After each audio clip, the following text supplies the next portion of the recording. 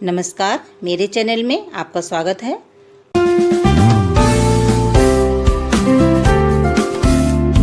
तो आज हम आपको बताएंगे कार्तिक मास में तुलसी की पूजा कैसे करें। तो कार्तिक मास विष्णु जी को बहुत प्रिय है। तुलसी माता विष्णु जी को प्रिय हैं।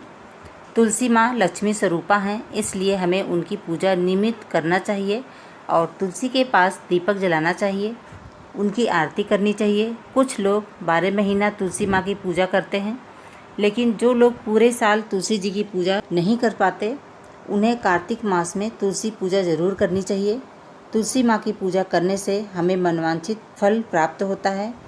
तुलसी माँ के पत्तों के सेवन से हमारे लाखों बीमारियों का नाश होता है। तो चलिए देखते हैं हमें तुलसी माँ की पूजा कैसे करनी चाहिए। तो चलिए हम पूजा की थाली तैयार कर लेते हैं।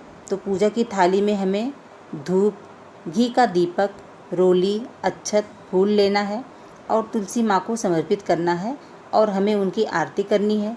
माँ तुलसी लक्ष्मी स्वरूपा हैं, हमें लक्ष्मी और नारायण जी की आरती करनी चाहिए। तो मैं आपको बताती हूँ हमें तुलसी माँ की पूजा कब करना चाहिए। तो तुलसी माँ की पूजा हमें सुबह के समय सूर्योदय के पहले करना चाहिए, उन्हें जल चढ़ाना चाहिए और शाम को सूर्यास्त के बाद पूजा करनी चाहिए। देव उत्थानी के दिन तुलसी और शालिक राम जी का विवाह किया जाता है।